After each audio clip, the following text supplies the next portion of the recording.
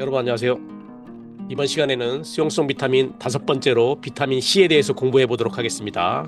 비타민 C는요, 다른 말로 아스코르부산이라고도 합니다. 아울러서 비타민과 관련된 유사 물질에 대해서도 알아보도록 하겠습니다. 그러면은요, 지난 시간에 4강 때 수용성 비타민의 강의 내용을 잠깐 복습해 보는 시간을 가질 텐데요. 우리가 수용성 비타민은 총 9개, 지용성은 4개라고 했는데 9개를 오늘 마지막으로 전부 다 배우게 됩니다. 첫 번째는 티아민이고요. 비타민 B1이라고 그러며 부족 시에 각기병이 걸리고 1mg이 하루 권장량입니다. 짱어와 순대 많이 챙겨 드시고요. 리보플라민은 비타민 B2고요. 구각염, 입안에 염증이 생기는 거죠.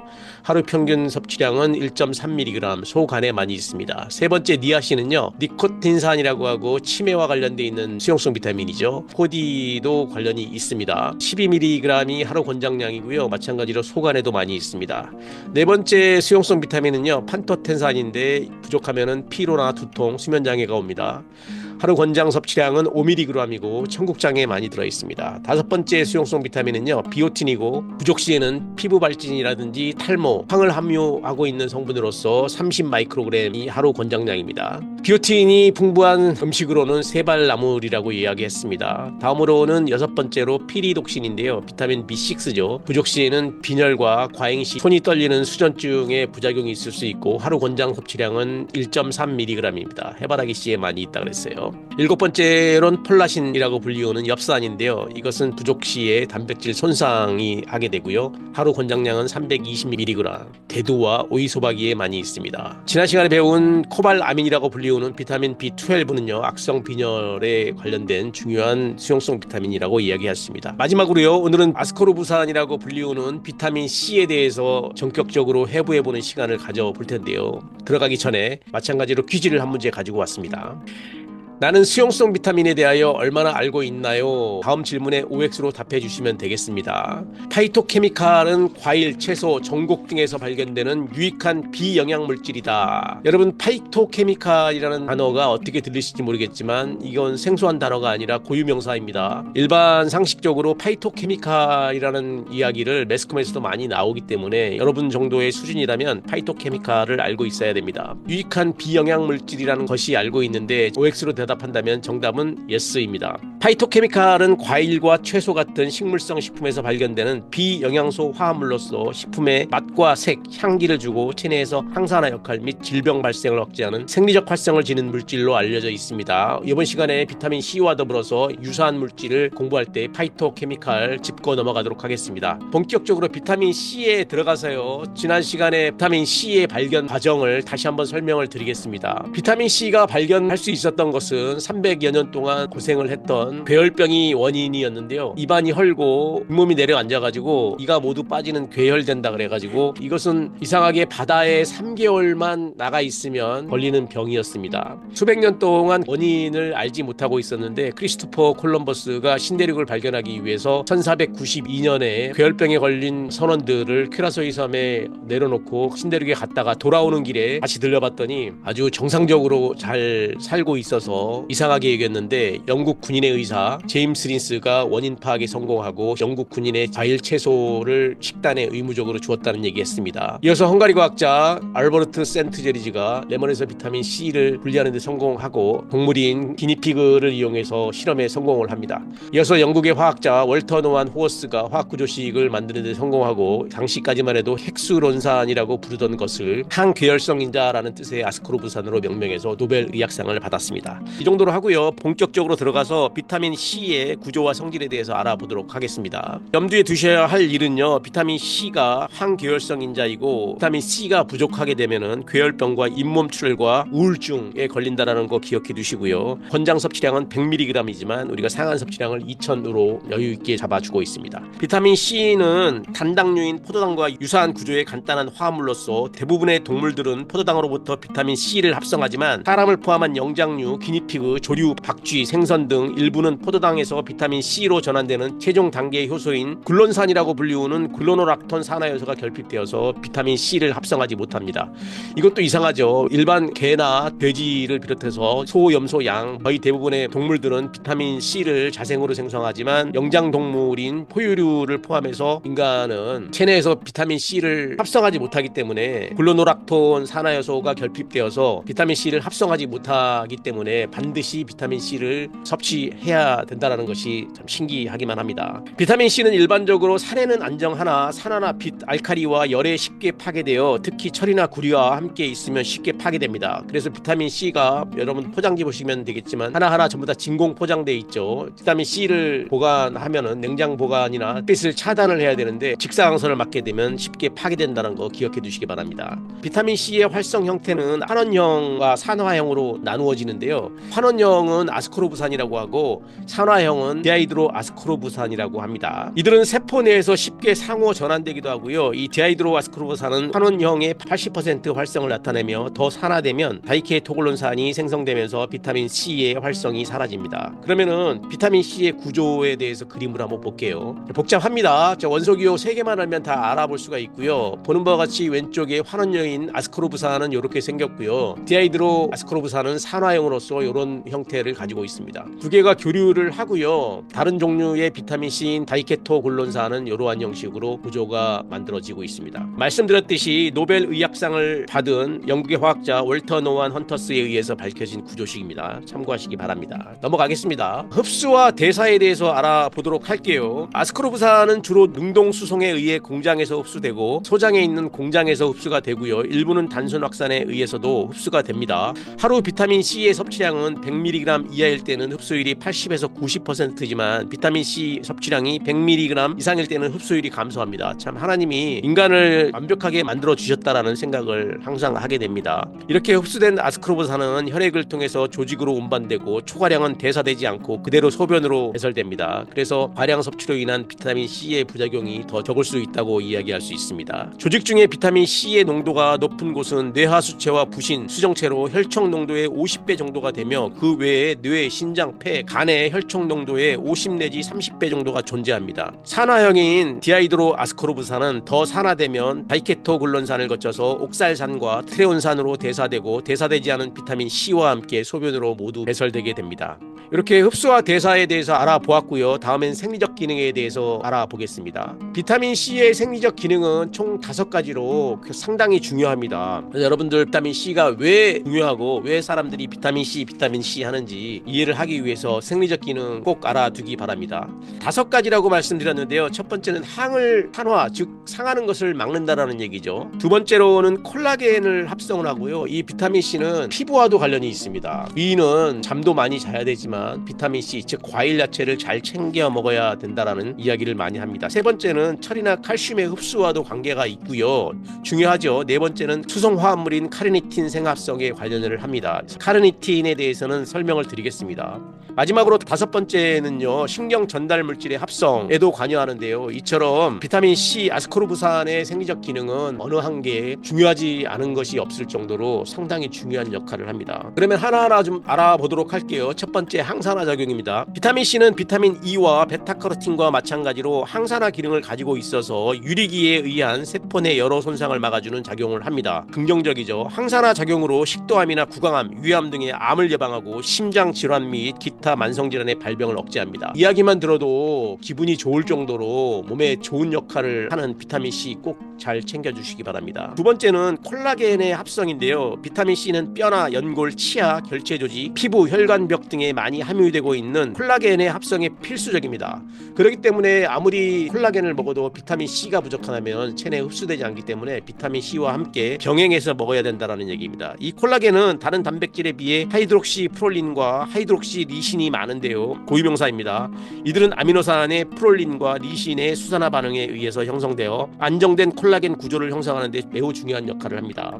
이때 비타민 C는 수산화 반응의 조효소로 작용한다는 거 기억해 두시기 바랍니다. 항산화 항산화제를 설명을 하면요, 항산화제는 활성산소로 인해 우리 몸이 노화되고 손상되는 것을 막아주는 물질을 우리는 항산화제라고 하지요. 자연적으로 존재하는 항산화제로서는 글루타치온, 환원효소 등의 효소가 있으며 외부에서 투여해주는 것으로는 비타민 E, 토코페롤이라고 하죠. 그리고 비타민 C, 베타카로틴 등이 있습니다. 무기질 중에는 셀레늄이 대표적인 항산화 작용을 한다는 것이 일반적인 지식입니다. 그러면 콜라겐에 대해서도 설명을 안 할 수 없는데요. 콜라겐은 주로 결체 조직이나 골격, 치아, 연골, 피부, 혈관 벽을 구성하는 3중 나사선 형태의 구조 단백질로서 체내 총 단백질의 4분의 1이나 차지하고 있습니다. 콜라겐이 얼마나 중요하신지 아시겠죠? 콜라겐을 구성하는 주된 아미노산은 글리신, 프롤린, 하이드록신 프롤린, 하이드록시 리신 등이라고 하는데요. 다른 단백질과는 다른 독특한 조성으로 이루어집니다. 콜라겐은 비타민 C가 부족하면 구조적으로 안정된 콜라겐이 만들어지지 않아서 괴혈병을 만들어지게 됩니다. 그래서 괴혈병의 원인이 비타민 C듯이 콜라겐의 합성과 관련이 돼 있다는 얘기입니다. 그래서 주름이 많으신 분이라든지 노화를 연장하시고 싶으신 분은 반드시 비타민 C를 정기적으로 섭취를 해야 됩니다.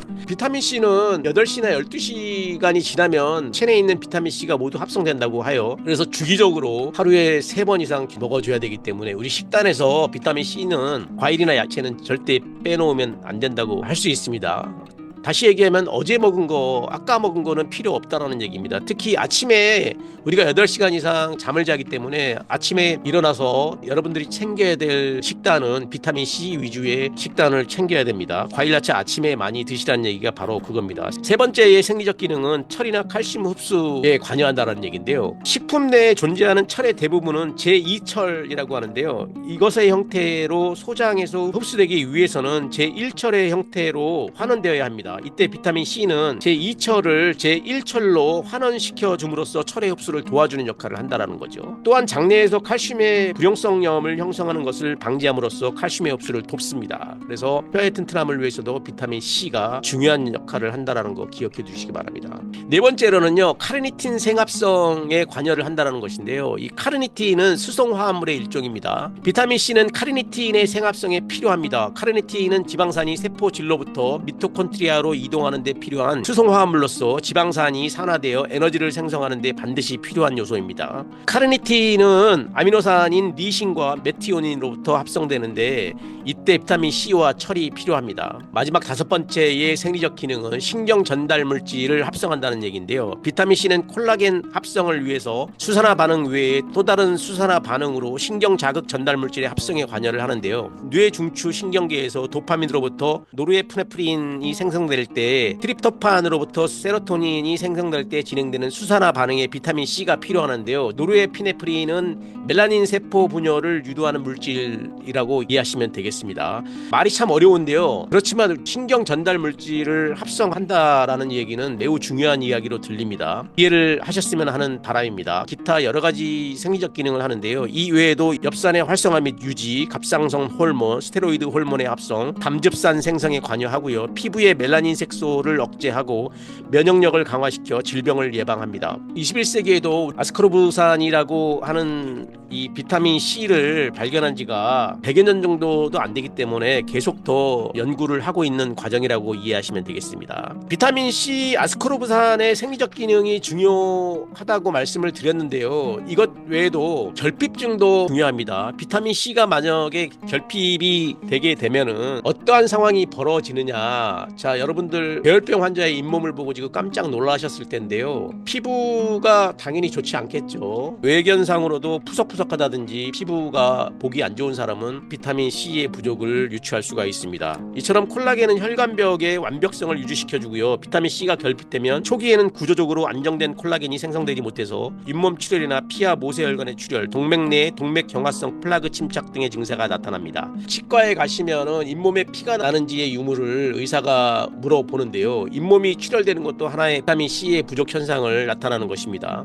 이처럼 비타민 C의 결핍은 장기간 지속되면 본격적인 괴혈병 증세로 심한 피하 출혈, 점상 출혈, 심장 근육 등의 근육퇴화, 거칠고 건조한 피부, 상처 치유 지연, 뼈의 제형성 억제, 치아 탈락, 빈혈, 감염증, 히스테리, 우울증으로 나타납니다. 무섭죠? 무섭습니다. 이처럼 비타민 C는 300여 년 동안 3개월 이상 나가던 선원들의 90% 이상의 목숨을 전부 다 없앨 정도로 중요한 영양 성분입니다. 덧붙여서 강조하는 것은 영장동물인 인간한테는 비타민 C의 합성이 자체적으로 이루어지지 않기 때문에 반드시 외부로부터 섭취를 해야 되는데, 다시 한번 강조할 이야기는 8시간적으로 주기적으로 비타민 C를 보급을 해야 된다는 얘기입니다. 결핍증에 대해서 간단하게 설명을 했는데요, 아무리 강조해도 지나치지 않을 정도로 비타민 C는 중요합니다. 자, 그러면 논란도 많이 있기도 하지만 과잉증에 대해서 이야기하지 않을 수 없는데요, 비타민 C의 과잉 섭취는 부작용이 있습니다. 심각하진 않지만 메스꺼움이라든지 복부경련, 설사 등을 초래하고 혈액응고 방지제의 약효를 감소시키며 유전적으로 비타민 C의 분해가 안 되는 환자나 통풍 환자의 경우 신장 결석을 형성합니다. 신장 결석을 다른 말로 수산 결석이라고 하는데요, 이것은 논란이 있습니다. 비타민 C의 예찬론자인 서울대학교 이광재 교수님은 이것에 대한 질문을 많이 받는데요, 어떻게 답변을 하시냐면은 물을 많이 먹으면 신장 결석인 수산 결석은 전혀 문제가 되지 않는다. 그래서 알약을 통해서 비타민 C를 주기적으로 섭취하는 사람은 2리터 이상의 물을 먹으면은 문제가 없다라는 이야기를 합니다. 중요한 것은 이 과잉증보다도 비타민 C가 주는 혜택이 너무나도 강력하고 많기 때문에 비타민 C는 될 수 있으면 많이 먹어야 합니다.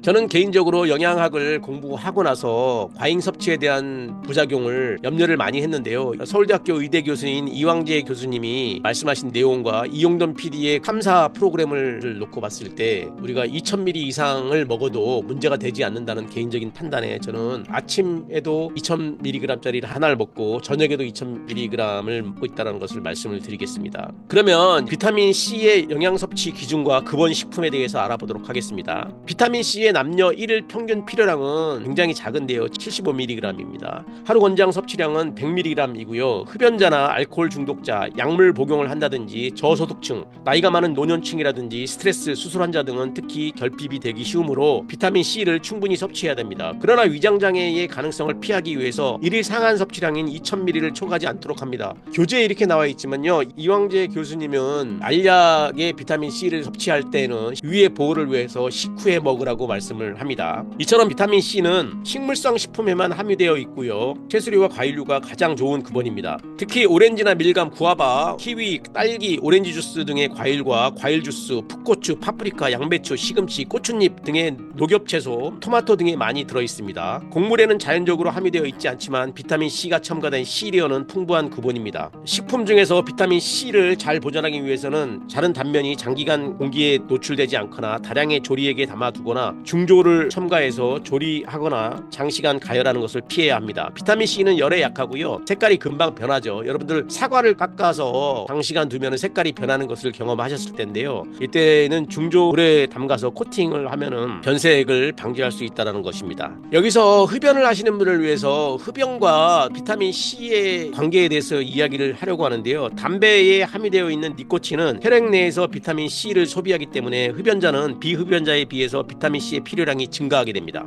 또한 비타민 A와 베타카로틴은 폐의 상피 조직을 보호하고 폐암을 예방하는 효과가 있으므로 흡연자에게 충분히 섭취하도록 권장되는 비타민입니다. 그렇기 때문에 본인이 만약 흡연을 하신다면은 비타민 C를 잘 챙겨 드셔야 할 것입니다. 방금 말씀드린 한국인의 1일 비타민 C의 섭취 기준을 표를 통해서 보도록 하겠습니다. 보건복지부에서 2020년 한국인 영양소 섭취 기준을 발표한 내용인데요, 남자 여러분 나이 19세에서 29세를 놓고 봤을 때 평균 필요량이 75, 권장 섭취량은 100, 상한 섭취량은 2000, 여자도 동일합니다. 다시 말씀드리지만 서울대학교 의대 이광재 교수님은 2000ml짜리 하루 3번 6000을 드시고 계시고 암 환자한테도 매일 6000을 처방을 하고 있습니다. 참고하시기 바랍니다. 비타민 C의 근원 식품에 대해서 알아볼게요. 100g당 비타민 C의 주요 근원 식품인데요, 구아바가 상당히 많습니다. 구아바 모르시는 분 많을 텐데요, 동남아시아 열대 과일입니다. 색깔이 파란색이고요, 배같이 생긴 건데 굉장히 쉽니다. 우리나라에서는 구경할 수가 없습니다. 강화 시리얼, 의도적으로 비타민 C를 첨가한 시리얼이죠. 파프리카에도 많고요. 키위 좋습니다. 키위, 딸기, 시금치 최고입니다. 파인애플, 오렌지 주스도 좋고요. 비타민 C가 첨가된 가당 음료도 좋고요. 고추도 비타민 C가 많이 함유되어 있습니다. 두말하면 잔소리죠. 오렌지나 귤에도 많이 들어있고요. 요즘에 유산균 음료에도 비타민 C를 첨가합니다. 양배추나 고구마, 토마토, 감, 오이, 감자 대부분의 야채나 과일에는 비타민 C가 많은데 급원식품을 섭취하실 때는 말씀드렸듯이 열에 약한 비타민 C를 섭취하기 위해서 될 수 있으면 가열하지 말고 생으로 드시는 것이 좋다라고 말씀을 드리겠습니다. 비타민 C의 1회 분량당 함량을 그래프를 통해서 볼게요. 구아바가 엄청나게 많이 있고요. 그 다음에는 딸기입니다. 키위. 적당한 비타민 C의 섭취를 위해서 딸기를 하루에 많이 10개 이상 먹지 말고 4개에서 6개 정도로 매일 아침에 꾸준히 한 번에 많이 먹는 것보다 꾸준히 매일 몇 끼마다 먹는 것이 좋다라는 말씀을 드립니다. 이 정도로 하고 넘어가겠습니다. 정리를 하면은요, 여지까지 배운 수용성 비타민의 요약표를 통해서 다시 한번 복습을 하는 시간을 가져볼게요. 이것은 수용성 비타민의 요약본인데요. 제일 위에 보시면은 비타민의 이름이 있고요. 조효소의 이름, 생화학적 기능이 있고 섭취 기준부터 결핍증, 과잉증, 풍부한 식품이 있습니다. 여지까지 5차에 걸쳐서 배운 수용성 비타민의 요약표라고 보시면 아시는데요. 이 기억을 해야 되는 것은 조효소와 생화학적 기능은 빼고 수용성 비타민의 이름과 결핍증, 과잉증, 특히 풍부한 식품에 대해서 기억해둘 필요가 있습니다. 정리하고 넘어가도록 하겠습니다. 첫 번째 티아민은요, 결핍증이 각기병이고 과잉증은 보고된 바 없고 풍부한 식품은 돼지고기입니다. 비타민 B2로 불리우는 리보플라민은요, 부각염에 부작용이 있고요. 마찬가지로 과잉증은 보고된 바 없습니다. 우유에 많이 들어있습니다. 니아신은 니코틴산이라고 불리우며 펠라그라병, 피부염이나 설사, 치매, 사망에 이어진다는 병 기억하시죠? 과잉증으로서는 피부 발진이라든지 간이 손상될 수 있고 단백질 함량이 높은 식품에 들어있습니다.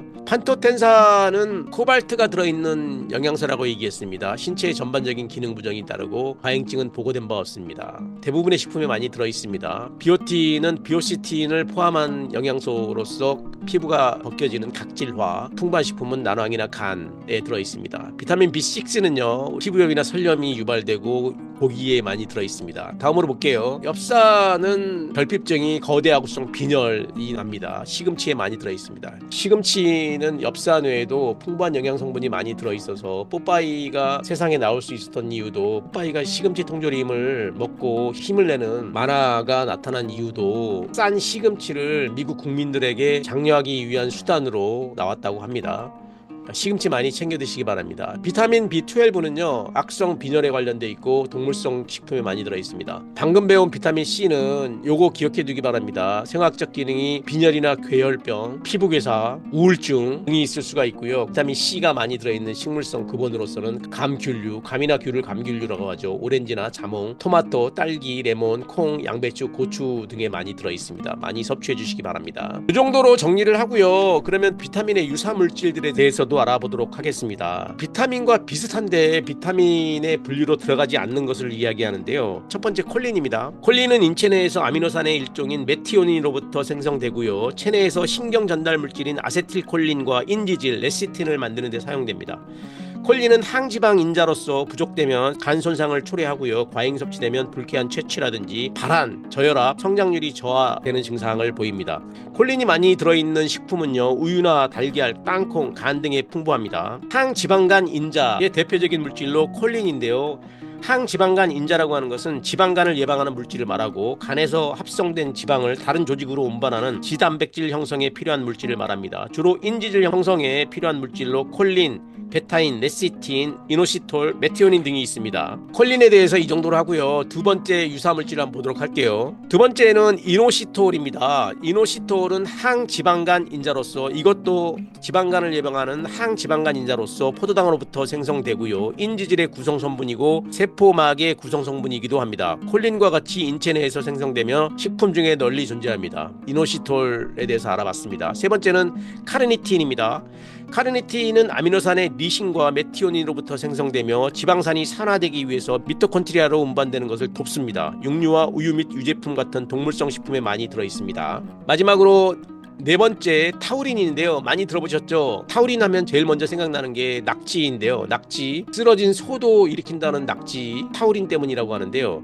이처럼 타우린은 동물성 식품에만 함유되어 있습니다. 타우린은 체내에서 함황 아미노산인 시스테인과 메티오닌으로부터 생성되며 담즙산의 성분으로 근육과 신경조직, 혈소판 등에 다량 존재합니다. 주로 혈구 내 항산화 작용, 중추신경 기능, 눈의 광수형 기능에 관여합니다. 동물성 식품에만 들어있다는 게 특징입니다. 비타민의 유사물질 물질에 대해서 알아봤는데요. 항산화 비타민이라는 말도 있어서 설명을 드립니다. 항산화 비타민 많이 들어보셨나요? 항산화 작용을 하는 비타민은 스스로가 산화되면서 다른 물질의 산화를 막는 역할을 하는 것으로 비타민 C나 비타민 E, 베타카로틴을 우리가 항산화 비타민이라고 합니다. 이처럼 비타민 E는 지용성 항산화제로 인지질의 주요 구성 성분인 세포막에서 지방산의 산화를 방지하는 작용을 합니다. 베타카로틴은 항산화 작용에서 비타민 E와 서로 유익하게 상승작용을 합니다. 시너지가 나온다는 얘기죠. 비타민 C는 수용성 항산화제로서 특히 오염된 공기와 담배 연기로부터 생성된 유리 라디칼이라는 강한 산화력을 가진 물질을 무력화시키고 산화된 비타민 E를 활성 상태로 되돌려 놓는 역할을 합니다. 항산화 비타민을 많이 먹자라는 이야기가 매스컴에 많이 나오는데요. 항산화 비타민으로 알려져 있는 비타민 C나 비타민 E, 토코페롤이라고 하는 비타민 E, 베타카로틴 많이 드시기 바랍니다. 마지막으로요. 비타민의 유사 물질 중에서 파이토케미칼이라는 것을 가지고 왔는데요. 파이토케미칼이라는 말 많이 들어보셨나요? 퀴즈 문제의 주인공이기도 한데요. 파이토케미칼은 과일과 채소 같은 식물성 식품에서 발견되는 비영양소 화합물질로서 식품의 맛이나 색, 향기를 주고 체내에서 항산화 역할 및 질병 발생을 억제하는 생리적 활성을 지닌 물질입니다. 이 파이토케미칼이 풍부한 식품으로서는 전곡류라든지 콩류, 채소와 과일들은 특히 암과 심장질환 등을 예방하고 건강을 증진시키며 매일 다양한 식품을 섭취하는 것이 바람직합니다. 무엇보다도 다양하게 골고루 먹는 것이 중요시 되는데요. 여기서 언급드리는 야채나 과일들은 잘 챙겨 드려야 되는 것입니다. 대표적 첫 번째가 사과고요. 이 사과는 파이토케미칼의 대표적인 과일로서 체내 기능과 항유 화합물은 과학적으로 증명된 것만 대학 교재에 들어있기 때문에 신뢰하고 따라 주시기 바랍니다.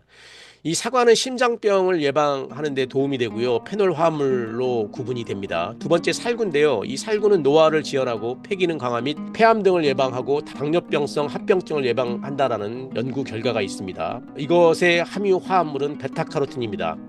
블루베리 좋다라는 얘기 많이 들으셨죠? 블루베리의 체내 기능은 노화를 방지하고 암 예방과 혈중 콜레스테롤을 감소시킵니다. 그래서 40대 이후의 성인들은 블루베리를 챙겨 드시는 이유가 바로 그것이죠. 안토시아닌 이야기 많이 들으셨죠? 이 안토시아닌과 엘라직산이라는 함유 화합물입니다. 네 번째로는 양배추인데요. 양배추도 가격 대비 파이토케미칼로서의 역할을 충분히 하는 채소인데요. 양배추의 체내기는 암을 예방을 하고요. 양배추에 함유된 화합물은 슬로라펜, 인돌이라는 화합물입니다. 제가 제일 좋아하는 식품이 브로콜리라고 했는데요. 이 브로콜리의 체내 기능은 상당히 많습니다. 양배추와 마찬가지로 가격 대비 놀라운 효과를 가지고 있는 야채인데요. 요즘에는 브로콜리의 가격이 상당히 많이 올랐더라고요. 브로콜리의 체내 기능은 노화를 지연을 하고요. 암을 예방하고 폐 기능을 강화시키고 50대 이후에 나타나는 백내장으로부터 보호를 합니다. 알레르기 관련 염증 반응을 저하하고 당뇨병성 합병증을 예방합니다. 이처럼 브로콜리에만 체내 기능이 많은 이유는 이렇게 밝혀진 것만 이렇게 많다는 얘기죠. 그래서 식단에서 여러분들 반찬으로 나오는 브로콜리를 발견하게 되면 욕심을 부려서 꼭 챙겨 드시기 바랍니다. 브로콜리의 함유 화합물은 술포라펜, 인톨, 베타칼로틴, 루테인, 퀘세틴입니다. 마지막으로 당근인데요. 당근도 몸에 좋다라는 인식 많이 하시고 계실 텐데요. 당근은 비타민 B1과 베타카로틴이 많아가지고 인체에 긍정적인 역할을 많이 한다라고 알고 있습니다. 당근의 체내 기능은요. 당근도 파이토케미칼의 한 종류로서 체내 기능은 노화를 지연한다든지 암을 예방하고 폐 기능을 강화하고 당뇨병성 합병증을 예방합니다. 당근에 들어가 있는 함유 화합물은 베타카로틴입니다. 그래서 마지막으로 이 파이토케미칼에 대해서 설명을 드렸는데요. 파이토케미칼의 공통적인 내용이 있죠. 여러분 느끼셨습니까? 전부 다 색깔이 있다라는 것이요. 색깔이 있는 야채나 과일로 구성되어 있다는 것이요. 그래서 칼라푸드 하는 얘기가 색깔 있는 과일이나 야채를 먹자라는 운동으로서 파이토케미칼이 들어있는 칼라푸드를 많이 먹자. 과일이나 야채를 선정을 할 때 빨주노 파나 원색이라고 하죠. 색깔이 완벽하게 다른 원색의 야채나 과일을 많이 섭취해야 되겠습니다. 항산화 비타민과 파이토케미칼에 대해서 알아보았습니다. 이번 시간에 강의 요약을 해볼 텐데요. 수용성 비타민 중에서 가장 중요한 비타민 C에 대해서 알아보았고요. 비타민 C의 섭취는 아무리 강조해도 지나치지 않습니다. 마지막으로 비타민의 유사 물질에 대해서 알아보았습니다. 5차에 걸쳐서 강의한 수용성 비타민의 강의를 요약하도록 하겠습니다. 중요한 내용이기 때문에 요약을 안 할 수가 없는데요. 비타민은 열량 영양소처럼 에너지를 생성하지 않으나 체내 대사 조절에 관여하는 영양소로서 생명을 유지하고 성장을 위해서 미량을 필요로 하는 유기화합물이다. 비타민에 대해서 충분히 이해를 했고요. 대부분의 수용성 비타민은 체내에서 특수한 조효소의 구성성분으로 작용하고요. 비타민 B군 없이는 체내에서 에너지를 생성할 수 없고 물에 녹는 수용성 비타민의 특성을 가지고 있습니다. 아울러서 비타민 B1이라고 불리우는 티아민에 대해서도 알아봤고요. 그 다음에 리보플라민, 니아신, 판토텐산, 비오틴, 비타민 B6, 엽산, 비타민 B12, 비타민 C, 수용성 비타민을 총 9개라고 여러분들 기억하시면 되겠고요. 비타민과 비슷하지만 영양소로 구분되지 않은 비타민과 유사물질, 파이토케미칼에 대해서도 알아봤습니다. 항산화 비타민으로 구분된 비타민 C와 비타민 E, 베타카로틴에 대해서도 공부했습니다. 너무 유익한 시간이었고 여러분들 정리 잘해서 여러분 인생에 도움이 많이 되는 지식과 지혜가 되는 토대로 활용하시기 바랍니다. 수업하느라 너무 수고 많았습니다. 수고했습니다.